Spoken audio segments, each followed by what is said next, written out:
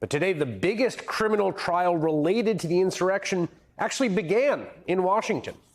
Members of the far-right gang, the Oath Keepers, including its founder, this man, named Elmer Stewart Rhodes III, are on trial for seditious conspiracy for what prosecutors say was a coordinated and premeditated effort to disrupt the peaceful transfer of power on the 6th.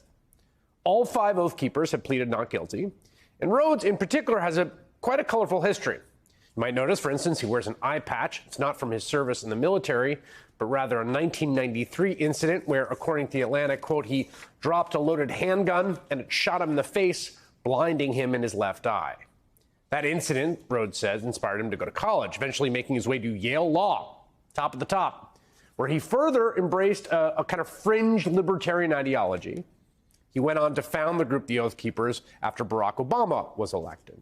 Now, this Oath Keepers trial is not like some of the others we've seen in the past, where, random Trump supporters like a pipe fitter from Maine or a realtor from Texas face charges for illegally entering the Capitol.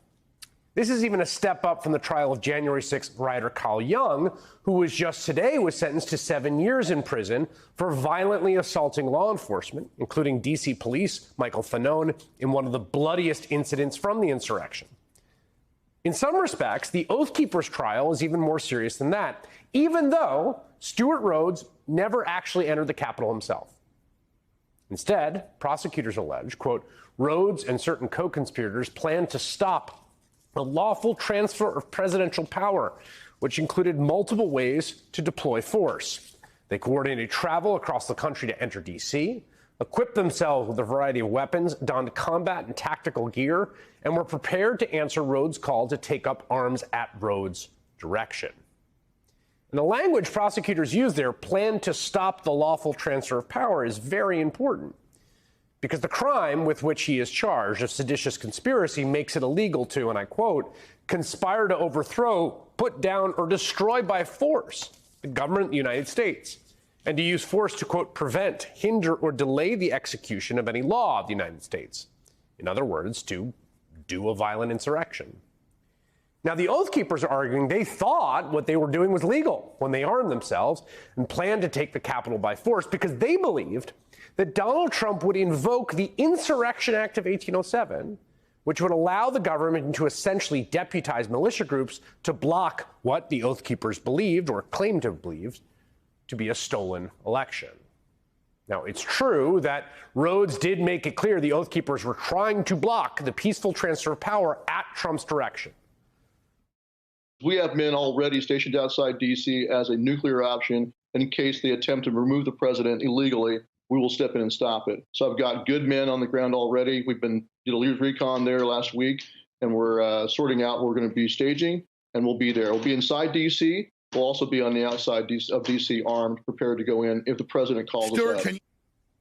And Rhodes was serious about his guys being armed. That wasn't just idle boasting, at least according to the indictment. Quote, while certain Oath Keepers members and affiliates inside of D.C. breached the Capitol grounds and building, others remain stationed just outside the city in a quick response force teams.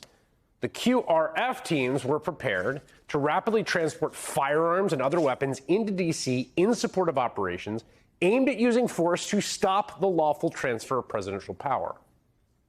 In the days before January 6, according to messages acquired by the Department of Justice, Rhodes even discussed storing weapons in his own hotel room. Quote, if you want to stow weapons with another Oath Keeper, you can. He'll have a secure car trunk or his hotel room or mine.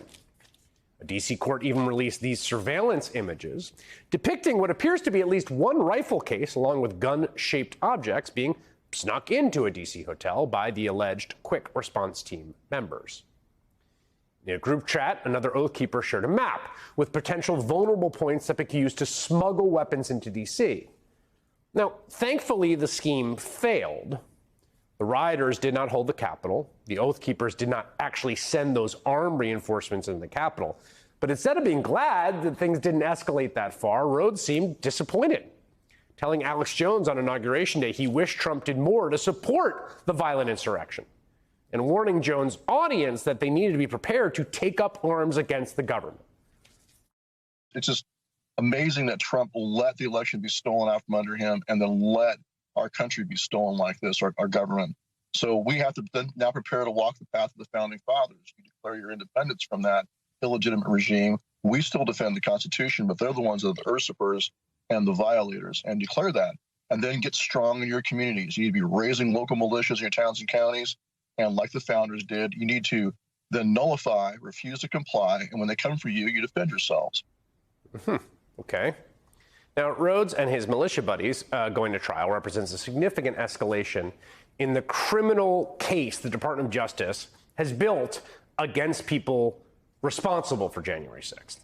These militia groups that actually plotted the violent insurrection are one rung up the ladder, so to speak, from your average criminal who stormed the Capitol. They are certainly not the top. I mean, Rhodes himself says they were waiting for direction from the president. One of the most fascinating aspects of this trial is the potential to learn who else, if anyone, they were collaborating with. We know, for example, Trump's coup-plotting lawyer, Rudy Giuliani, mentioned militia groups like the Oath Keepers in White House discussions. That's according to testimony from Trump White House aide Cassidy Hutchinson to the January 6th committee. I recall hearing the word Oath Keeper and hearing the word Proud Boys closer to the planning of the January 6th rally when Mr. Giuliani would be around. We also know that Trump advisor Roger Stone, who the ex-president saved from prison via a pardon in the days before the insurrection, used members of Oath Keepers as his personal security on January 5th and 6th. Jason Van Tatenhove, a former spokesperson for the militia group, told my colleague Joy Reid he believes Stone was potentially a back channel between the Oath Keepers and the White House. We know that there was some sort of communication going on because the Oath Keepers were providing security the day before. And it is my understanding that, way back during the campaign, Roger Stone, from my thought process, is probably the one who was reaching out to these militia leaders and trying to open lines of communication. So he probably was one of the major players when it comes to some of these extremist groups and backwater communication to the White House. So just one of the big questions as this trial begins is who else were the Oath Keepers talking to?